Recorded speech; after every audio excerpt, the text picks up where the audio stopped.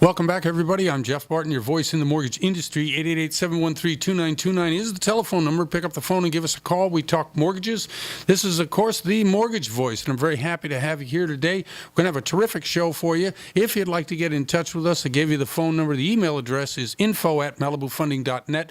And, of course, we are on YouTube. Love the YouTube channel. If you go to YouTube, our YouTube channel is Financing Mortgage. That's one word. And all of our shows pop up. And we have a new website, themortgagevoice.com.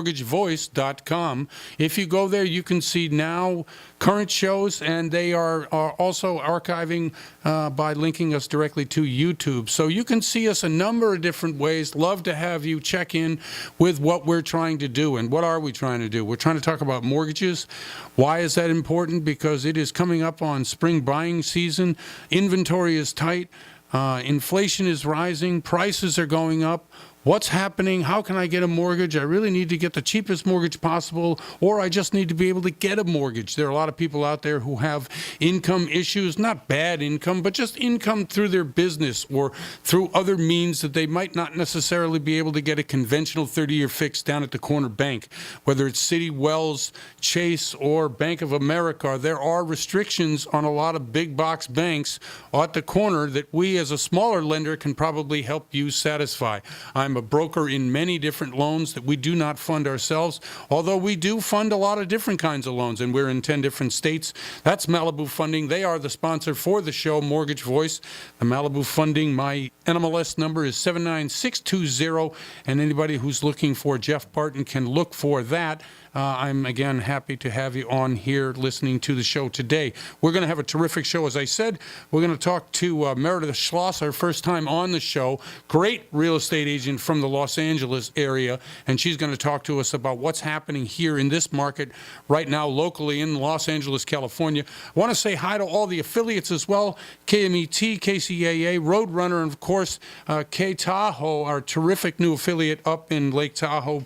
Both California and Nevada can hear that. So I want to say hi to all those people, great people who are doing it, being able to bring the show to you. We're on Saturdays and Sundays in all those locations, and of course the show's archived where I've said it can be. We're also going to bring back Wendy Van Wessel from Stearns Lending, and she's going to talk about some of the programs that they're offering in lieu of the tightening credit that's happening as a result of rising interest rates. Some programs that are being offered now weren't offered 6, 8, 10 months ago. So she's going to talk to us about that from Stearns Lending. And, of course, from Atlanta, Georgia, Lawana Bradford from the Bradford Group. She's going to come back on the show again and talk to us about what's happening in Atlanta, Georgia. I know there are people here who are listening locally who are thinking, why are we talking about different cities and different places? Well, Malibu Funding is in 10 different states, and this show can be seen in all of those different states. We also air a television show out in Las Vegas, Nevada as well. So there is many reasons to bring a national perspective to a local show, and we hope that in doing so, it gives you options about what you can see other parts of the country doing, how interest rates are being delivered to the customers out there in different regions of the country, and exactly what is going on here is also going on in other parts. Inventory is tight, rising interest rates, although I did read, and I had occasion, guy calls me the other day, he's one of these flipper guys, and he's got, I guess, a television show that they're looking for agents, local agents, to find flip properties that they get representation from the agent that they're calling. And, of course, then they use the house on one of these fix or flip shows. So in talking to him, we were talking about Las Vegas, Nevada, and what's going out there in the real estate market. And I was talking about the low inventory rate, and he brought up the fact that there are some 14,000 homes as of, I guess, October, so maybe it's less, a little more, a little less, but certainly there's over 10,000, maybe 11, 12,000 homes still vacant in the Las Vegas market, and we're dealing in a market right now which only has 5, 6 weeks worth of inventory, meaning that it takes about 5 or 6 weeks to sell a property, and usually in an equal buyer-seller market you have 5 months, 20 weeks.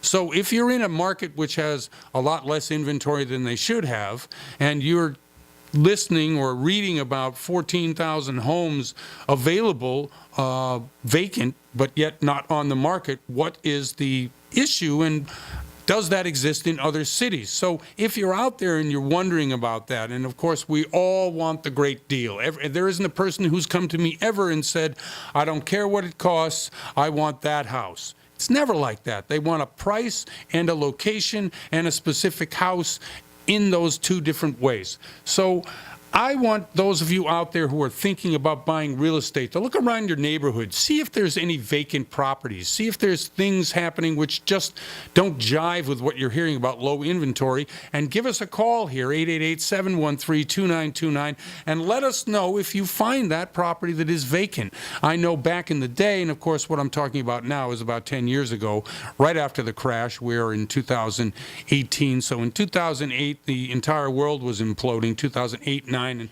first half of 2010 before FHA started kicking in more, I guess, rapidly and being able to fund more deals for people who were buying real estate.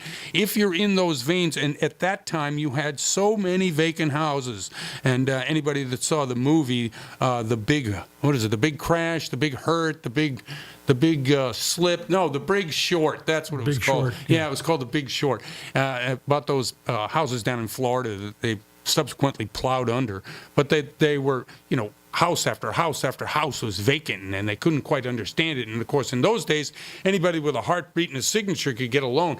Nowadays, it's quite a bit different. But hearing that story about what's going on in Las Vegas, that's a lot of houses out there.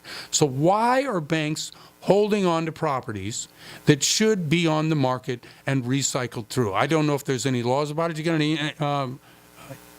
I had a friend that had a property out there. It was just a vacant piece of property that had no, sewer and no water. Right. And this was probably 5 or 10 years ago, and she couldn't give it away almost. Well, that's what I'm saying. So if you have that same level of inventory out there, what they used to call the shadow inventory, and of course this leads to all these conspiracy theories, which I hate conspiracy theories, because more readily than not, it's either human error or human greed. So the conspiracy, if it's linked to one of those things, I guess so, but there's no nefarious group out there trying to withhold properties so that they can manipulate the real estate market. It just doesn't happen like that. There's been a few nefarious people running Vegas on occasion. Yeah. Well, I agree. Okay, Vegas may be a little bit different. Oh, and by the way, I don't know if you saw, there was a terrific article about the Super Bowl and the betting, and that I just read it, and I bring it up now because we're talking a little Vegas. So the Super Bowl betting was 3-1. No, what was it? Okay, so you have 100 bettors. 75% of the bettors, 75 bettors, bet on the Eagles. So I guess Vegas just took a bath. Somebody knew something we didn't, I guess. You know what? They just took it big time. I mean, obviously anybody that took the Patriots obviously was giving points. So that's one main reason why you'd take Philadelphia. But 75% of the bets, ouch, that's a big loss for Vegas on the biggest sporting day of the year, I understand. What other cities have a mafia museum? You tell me. Okay, all right, very good. So anyway, back to properties here in the Inland Empire, San Bernardino, Riverside areas. Anybody out there who's listening to the radio show knows that they'll drive around and they'll see properties and they'll go, wow, how come there's nobody living in that? Or how come there's nobody in there? Best thing to do to find out about that, because both real estate agents and mortgage agents, mortgage brokers, mortgage loan officers have access to title information which can give you names and addresses of owners. Now, no real estate agent that I know of is going to want to do a lot of work for nothing. However, you can work with a real estate agent, give them your financials so that they can get through a mortgage broker you financially qualified. And if you're driving around and seeing vacant properties and you want to know why that property isn't selling and if it's for sale, and maybe you can get to someone that you can maybe get a better deal than if you can go to like your regular retail space and try to compete with those people, it's a great idea. And there's a lot of more work to it. But, in this market, maybe that's a good idea. Anyway, I'm Jeff Barton, your voice in the mortgage industry, and glad you're listening, and we'll be right back. You're listening to The Mortgage Voice with Jeff Barton. We'll be right back with more in just a moment. For more information on today's topic, email Jeff Barton at info@malibufunding.net. Now, back to The Mortgage Voice with your host, Jeff Barton. Welcome back, everybody. I'm Jeff Barton, your voice in the mortgage industry. 888-713-2929 is the telephone number. Pick up the phone and give us a call. We talk real estate and mortgages on the show. We try to bring you topical, updated, and I guess valid things that you need to know if you want to do one or two things. And you know what? There's a great opportunity in this market. I know a lot of people are saying this is not the greatest time of the year because rates are going up or the inventory is low. But if you look around, if you find the right people to work with, you can find great opportunities. So if you have questions about how to get into this market and what to do, you need to talk to a terrific real estate agent. And one of the great things about what I do is that I get to talk to people in our business, and some of the greatest people in the business are people I've actually done business with. And one of these people is with us here on the show today. It's her first trip to the show, and I want everybody to welcome her with a big applause. Of course, nobody can hear that but myself. Yay! Anyway, it's Director of Luxury Properties for Pacific Union, Meredith Schlosser. And Meredith, thank you for coming on the show. Thank you for having me, and I appreciate your applause. Okay, very good. Meredith and I did a sale, I don't know, what did it be, 3 or 4 years ago? It was out in the Los Angeles area of a property, and I wanted to ask you a couple of things, but first of all, just tell us a little bit about the history. By the way, Meredith does a lot of sales. She has terrific marketing. I know anybody out there who's selling a property needs that kind of support. Tell us a little bit about your philosophy of your real estate, how you want to sell properties, how you want to represent buyers and sellers. For me, and I always tell everybody this, I'm definitely the agent that is extremely hands-on. I consider myself OCD, which some people love and some people hate. I think I'm the epitome of type A. My motto is do it all. I want to cover every price range as much as I can. I don't try to only, focus on one area or one price range. I try to do as much as I can, but I also don't want to take on too much so I can't focus on my clients at one time. I think that the clients, and for me, it's all about building relationships. I've never once been someone to only be in a deal for a deal and then not talk to someone. I keep in touch. Clients become my friends, and I think that the best part of being in this business is being able to deal with people all day. And, sometimes you go home exhausted and you don't want to talk anymore, but other days it's just extremely gratifying. And to be involved with someone and families and couples and individuals buying or selling a home in such an emotional process, but being so close to them in that process of their life, I've always really appreciated it, and I'm grateful I get to do this for a living. I agree with you. I think that's the main reason to get into this business. Obviously, the money's good when times are good, but obviously most people out there don't realize the amount of work that we do as agents and as people in the business. There's a lot of quarterbacking done by the real estate agent. Give us an idea of how many different disciplines you have to be semi-expert in to help your clients. I think that people, I'm actually doing a video right now how being a real estate agent is nothing like $1 Million Listing, and I've gotten a lot of laughs about that because I get about 5 to 10 calls a week off of social media, Facebook, of people saying, "Can I pick your brain about being a real estate agent?" Mm-hmm. And I laugh when I watch $1 Million Listing because, everybody picks up the phone, they make the call, it gets done, you get all this money. They don't show I now have a child, but they don't show how there's really no boundaries. You're 7 days a week, 24 hours a day. If you want to make good money in this business and you want to, be a seven-figure earner, you need to be disciplined. You need to be creative. You need to be intuitive. You need to be extremely organized and follow through and follow up and never take anything for granted. I'm constantly always telling myself every day. I hit myself on the back and just say, be humble, be thankful, be grateful for the fact that I even have repeat referral clients because it's so hard. You can be on step 5 out of 10 in a deal, and that deal blows up. Yep. And, you count your money before it happens, and it's scary. And I spoke on a panel a couple months ago, and I said, my business coach said, what drives you? And I said, fear. And he said, well, why? What do you have fear about? I said, fear about not doing another deal. Fear about not closing another deal. No matter how good you are or how much you work, it doesn't matter. You have to be consistent. And I think that two things that I have that separates me from other agents is I'm consistent, I'm organized, and I'm aggressive. I'm extremely aggressive to an extent. And I don't let go for my clients. I really treat my clients' money like it's my own. And, I can be really cheap and stingy at times. And I tell my clients, when to make a move and when to pull back. And I think that really being truthful, and people realize that. I turn people away from deals all the time if I don't think it's the right thing for them. Let me ask you a question, just if I can interrupt here for a second. When you're out there, you're in business, your work ethic and what you believe in and how you get ahead, what is the inventory like where you are? How do you handle buyers who necessarily are looking around going, you know what, maybe it's my agent rather than the lack of inventory? How do you handle something like that? Yeah, I get a lot of calls from people that, oh, I'm working with this agent and that agent, and, can you help me now?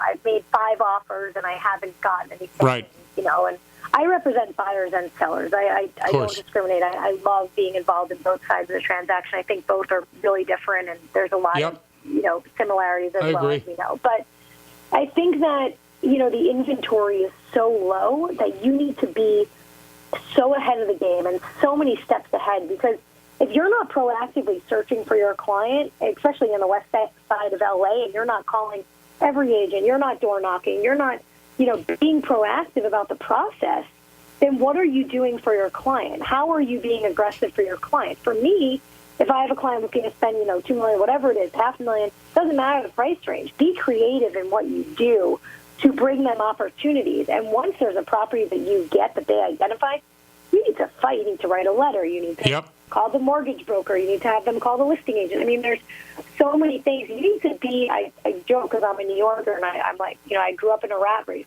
You need to be in front of people's face all day long until they don't want to deal with you anymore. They just bring you in and accept you, and the offer is yours. Well, I can tell from personal experience, aggressive is one thing, annoying is another, and there's a fine line that I don't think you cross. You never did in the deal with us. It was always polite, professional, and insistent, but not pushy, obnoxious, and overbearing. And I think if you find the right person in the right mix, and they're willing to go to work for you in that way, I think that's a key for what makes you successful in the business. Yeah. Absolutely, and I think my fiance might call me annoying sometimes, but I try to do the best I can, and I think you're right. I think there is definitely a fine line that I definitely try not to cross, but it's discouraging out there in this market. Yep, it is. You need an agent that will not allow you to get discouraged and will continue to fight with you and won't give up on you either. Hey, listen, Meredith, shout out your phone number, a way to people get in touch with you. I know you'll do a real estate deal almost anywhere. We have a terrific listening audience in the Inland Empire that reaches East Los Angeles and all the way out to Tahoe in Nevada and California. So if you could shout out or give somebody a way to get in touch with you, I'd really appreciate it. Sure. My cell phone number is 310-923-5811. 310-923-5811. Okay, we have about a minute left. Can you give me or give the listening audience a couple of good tips about how you can get a leg up in this market if you want to buy a house? I think, definitely writing a personal letter to the sellers is always a great way to be, make it more personal. Mm-hmm. Writing a letter for sure, and doing your research about the house and knowing what it takes to buy that, and making sure that you have a pre-approval ready to go. Have your mortgage broker always call the listing agent. Yep. I think that is one of the best things that I started to do, because that's another person, not just you as an agent or, the buyer directly calling the listing agent, whatever it may be. I think those two things have definitely separated me from the rest of the other agents. And make sure to follow up and make sure everything's received. And if there's anything else that needs to be done, for an offer to be accepted, find that out from the seller or the listing agent. Meredith, thank you very much. Terrific information, and obviously we loved having you on. We want to have you back. This is Meredith Schlosser, Director of Luxury Properties in Beverly Hills, working for Pacific Union. Thanks very much for coming on the show. Thank you so much for having me. I hope I didn't talk too much. No, you talked no, not at all. That's the point of the interview. Excellent. Anyway, I'm Jeff Barton, and I'm your voice in the mortgage industry. I'll be right back. You're listening to The Mortgage Voice with Jeff Barton.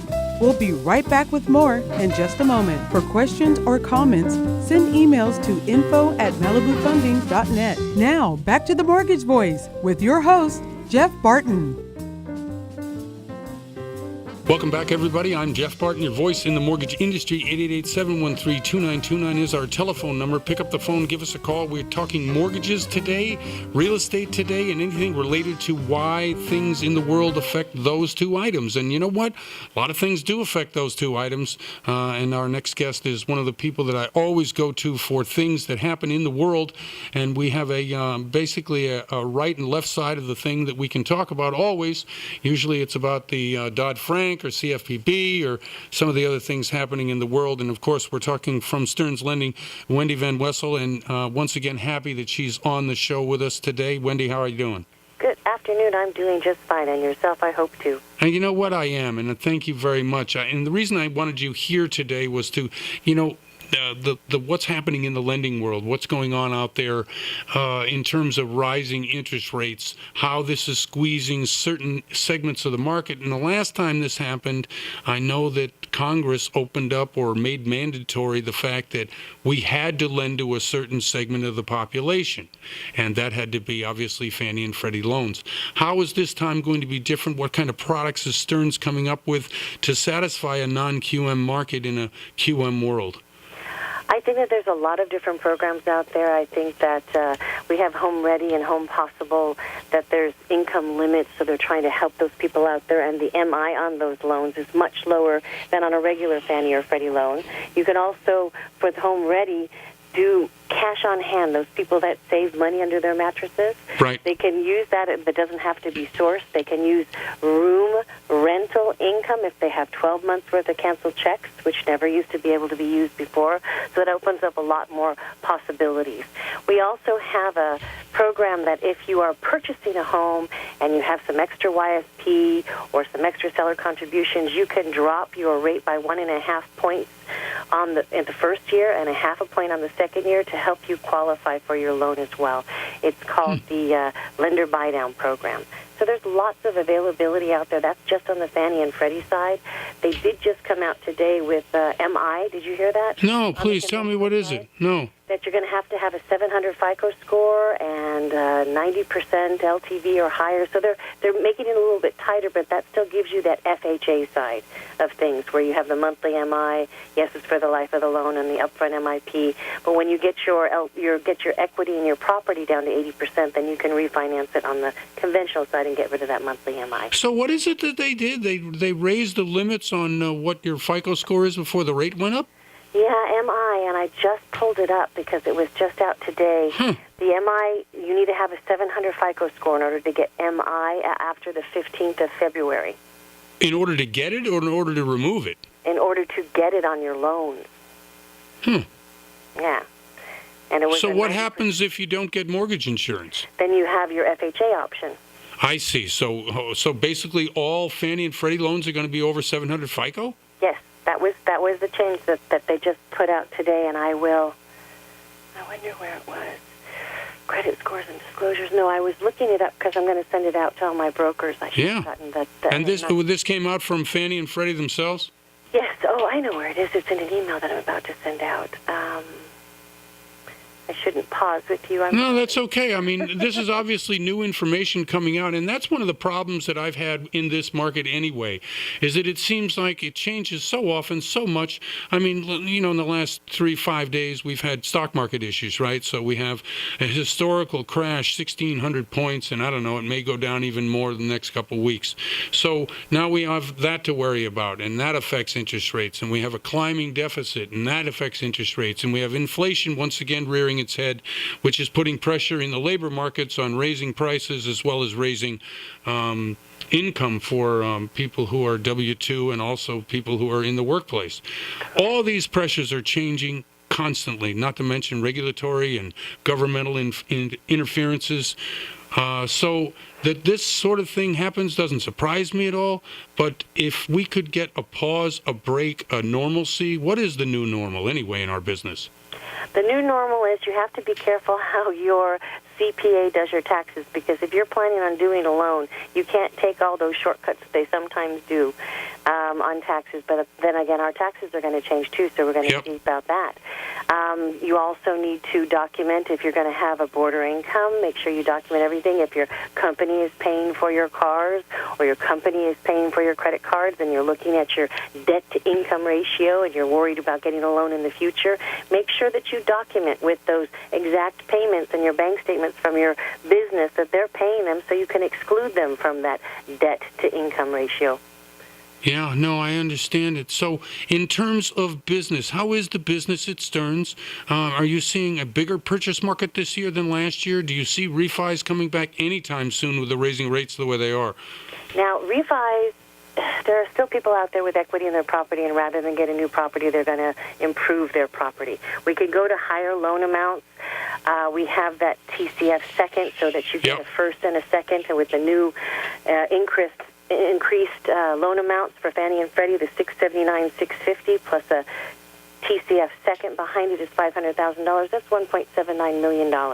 So if you have a home with equity, you could redo your own home rather than purchasing something else. But yes, purchases are always the name of the game. Right. There's real estate agents out there because you have a captive audience. If they want to buy a home, they're often not going to buy it cash. Or if they do buy it cash, there's a lovely program called Delayed. And if you can prove that it's all of your own funds that you use to purchase this property cash, you can turn around the next day and recoup your monies by doing a delayed refinance. Okay, so explain that a little bit more, because the word delayed refinance just doesn't conjure up what this really has an opportunity to do for you. Yes. So if you are trying to get a property and you love it and you do have the funds available in your 401k or stocks or wherever it is, if you can prove where you get that money from, your own money, not gifts, right, and you can show us where you got it from, the day after you buy that house cash, you can turn around and do what they call a delayed refinance. And delayed refinance means that you can get, I just sent it to somebody, that you can get up to 80% or something back. And a cash out, normally it would be considered a cash out because you're getting cash in hand. Right. Well, it's not considered a cash out because you're just recouping your funds. On a refi cash out, you'd have to wait 6 months. But with this delayed program, you can do it the day after you purchase your money cash so that you could use that money if you're the type of investor out there that sees some opportunity with the properties. Right, and the key here is it has to be your money. What's the seasoning requirements for that?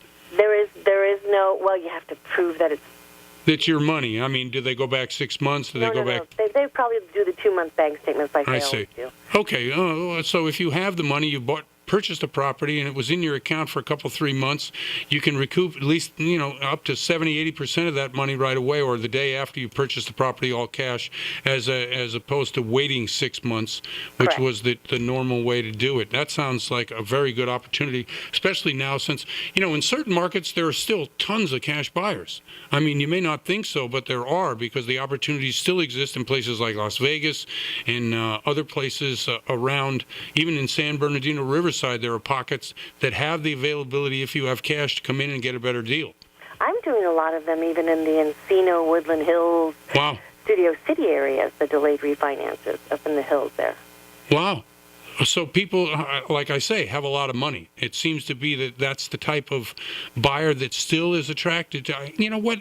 We talk about prices here and how prices have gone up and skyrocketed, certainly in the Los Angeles area. Now we're talking about interest rates rising, but it's still fairly cheap compared to either what it was 10 years ago or other places of the world. Isn't that right? You and I can remember where the rates were 12%. Absolutely right. They are still under 5%. That's still pretty darn good.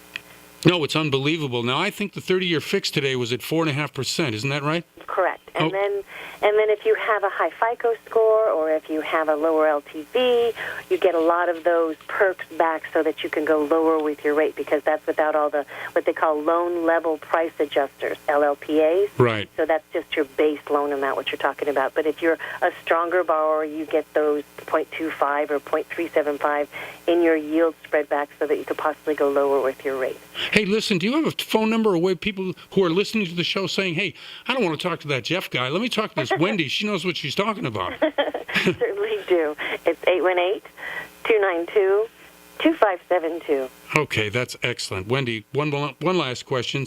In terms of programs that Stearns is offering, what do you think is coming that you may give us a little bit of a teaser if you know of anything coming? If you ask me after okay, I see. There is something. February 28th, after we get to our sales rally, I probably will have a big old bucket list.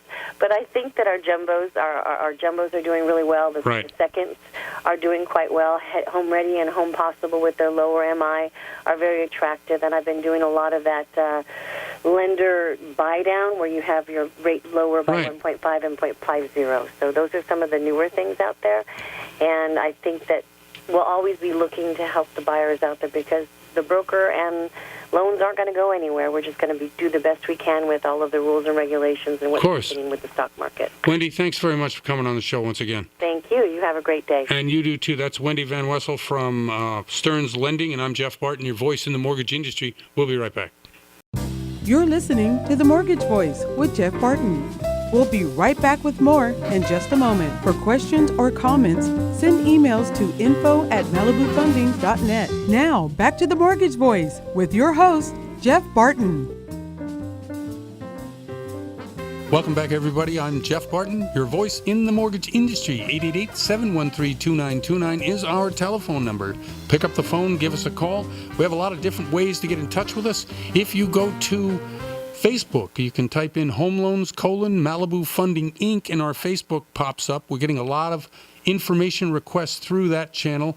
Our Twitter account is @Jeff6493, and of course, if you want to see us on YouTube, we have a new website called The Mortgage Voice, and our email address is info@malibufunding.net. Now, that's a lot of information. I'm sure if you listen to the show all the time, we repeat these things, so you'll eventually get it. If you're wondering how to receive the show, you can always tune into KCAA, KMET, which air the show on Saturday and Sunday. K Tahoe is a new channel for us, a new station up in Lake Tahoe, California, Nevada. Really happy to have that as one of our new affiliates, as well as the Roadrunner, which is an online source for the show as well. We always bring to the show people from all over the country so that we can get a perspective as to what's happening out there. Malibu Funding, Inc., which is the company that sponsors the show, their NMLS number is 79620, has licenses in many different states. One of the states is the great state of Georgia. And from Georgia, from the Bradford group, is Lawana Bradford. She's been on the show many times. I want to welcome her back and say, hi, Lawana. Hey, Jeff. Hey, how's it going? How are you? I'm doing well. How are you? I'm fine, thank you. Talking off air with Lawana, she's talking about strategies for the new year, which is always an important thing. Obviously, you being a business owner, a entrepreneur yourself, tell us about the planning for a new year. I know that every year, because it's a tax thing, I mean, we stop one year at one date and begin the next year at the next date. How do you plan for each year? How do you work your business, strategies into what you're going to do, and then how do you implement it? Sure. Well, one of the things that we do is at the start of each year, typically in December, but this year we're a little bit behind, we look at our goals and determine if those goals are still where we want to focus our attention. And one of the changes that we made this year, we want to put a little bit more effort in the commercial space. Okay. And then from there, we then just decide from a strategy standpoint what strategies are going to help us to achieve that. And then we look at tactically what do we have to do on a day-to-day basis in order to get closer to that goal. But we also put in place those key performance measures to make sure that that we are moving the trajectory, and that we are being able to measure ourselves monthly as well as quarterly, but not being so wedded to our new direction that we're unwilling to pivot. So we allow ourselves the flexibility, based upon what may be happening in the economy or consumer focus to pivot. Now, okay, brilliant, by the way, because one of the things in my head I was asking, I was like, okay, what are the measurables? You covered it. How are you going to make sure that you're, either on par or be able to move right or left if you need to? And that was covered as well, because I think a lot of businesses set lofty goals and then that's it. They put the thing in the drawer and they never look at it again until the following year when they dust it off, change the date, and then they trot it back into the drawer. Having measurables, having someone to hold you accountable, or yourself or your staff or your investors, is a key to it.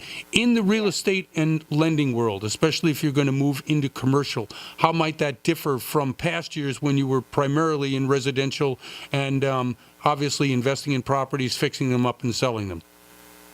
I think in the commercial space, and the reason why we decided to shift to that is what's happening within Atlanta. So Atlanta was, for a while, a struggling market, and now we're back and we're stronger than ever.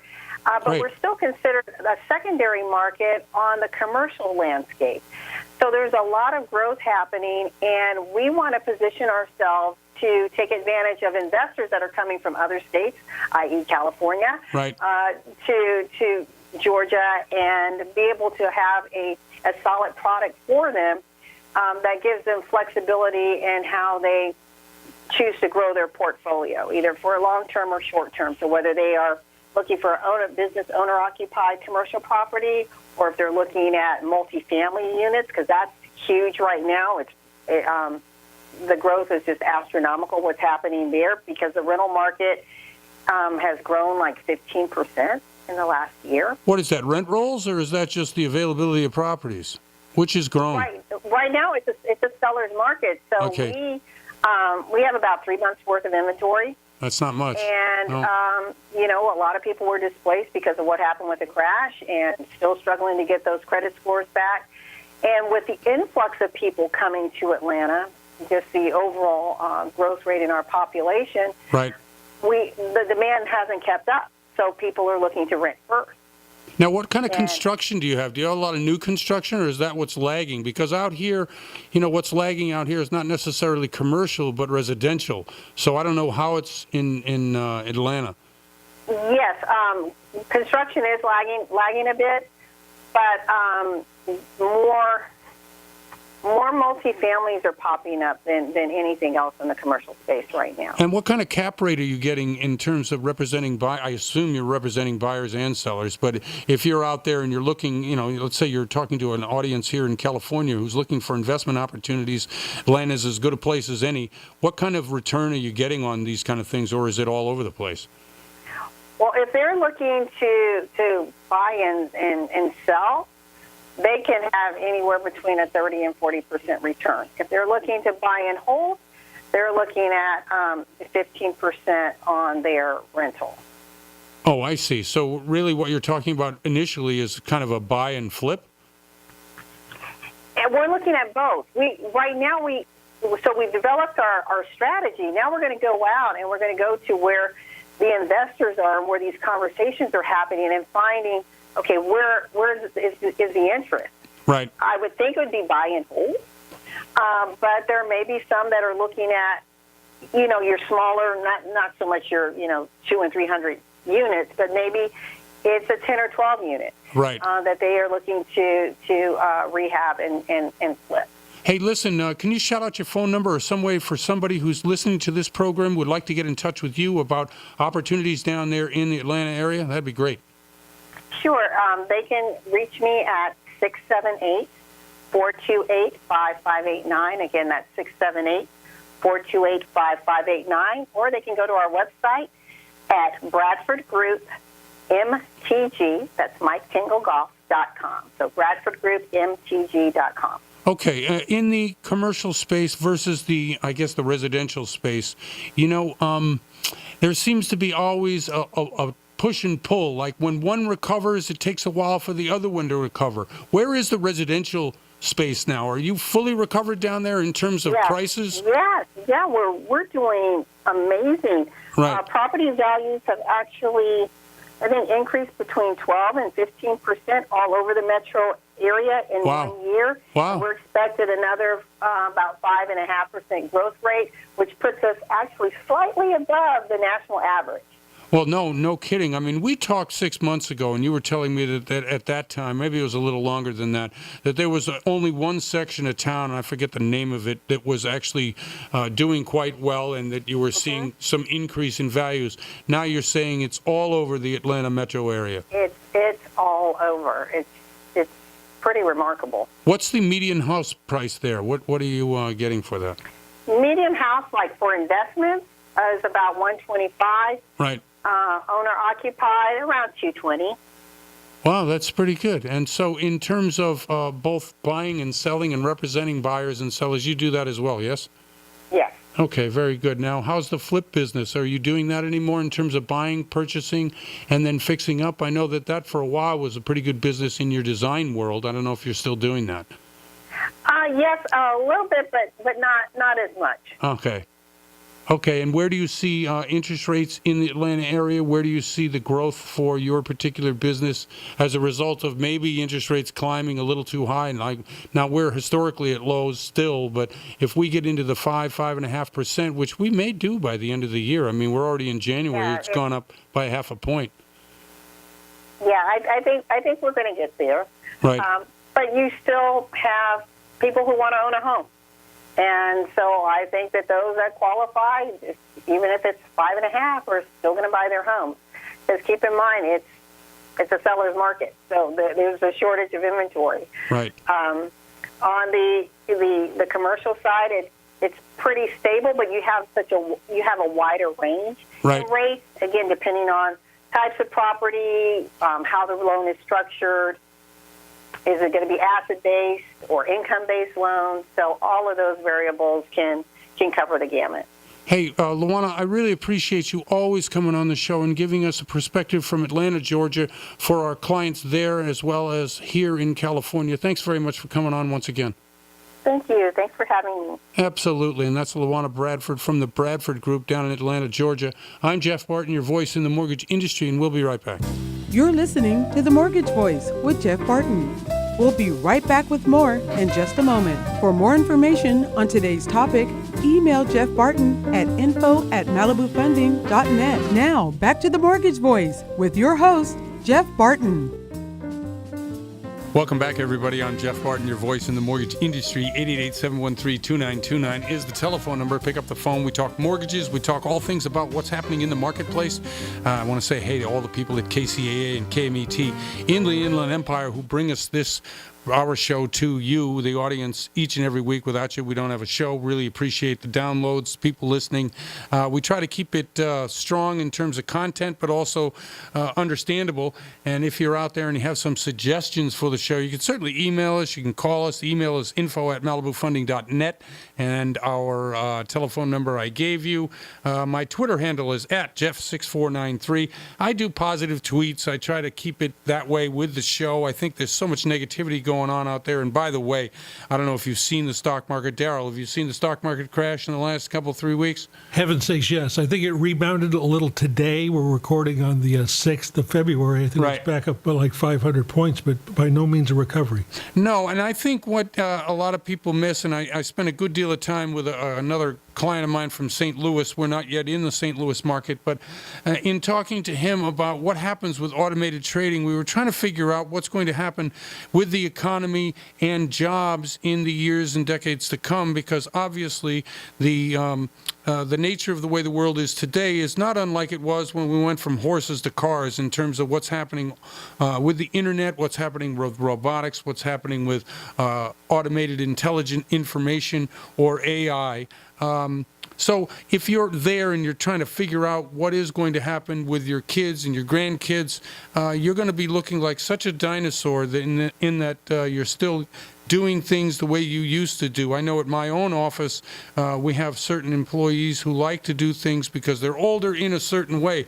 But I was at dinner last night, and there were people, I don't know, 35 years and under, 4 of them. All of them had phones out. All of them, it was as if it was part of who they were. And if both communication and purchases and anything having to do with what you do in your life is directed through the phone, this group is all set up for it. But unfortunately, there will be a sea change of that as well, and those will look as antiquated and antique as what we currently have now with my generation, who still likes to talk on the phone. Well, the other thing is, no conversation can go with any kind of speculation. You'll say, oh, I think so-and-so started this or that. Hold on, let me check. Right. Right? And it's constantly used as a source to call BS on you for speculating or thinking a certain way. Oh, well, let's check the facts right now. Well, I like, the Google thing I happen to like because I do it all the time. I mean, if somebody's going to say something, I'm going to go, no, wait a second. Yeah, Let's just look at it. Hold on. And it usually has to do with who died, how old is somebody, Right. Who married who, those sort of things. What movie was that person in? It wasn't anything significant, but obviously, if you have information at your fingertips, that obviously changes the way you think because you don't have to remember anything. You only have to know how to go get it. Right. If someone were to suggest to have the phone sewed into the palm of your hand, at what age group would somebody say no, and what age group and below would they say, yeah, okay, that would be fine? Yeah, exactly right. Okay, a couple things in the news to use section that I also wanted to get to. Through the stock market and what's going on, a lot of people in the news, and I say a lot of people, I hate that. Rick Newman, who is a guy who does this article online at Mortgage News, wrote an article about whether the Trump taking a bow for the stock market going up can also be blamed for the stock market going down. Personally, I don't think the president has a darn bit to do with any of it.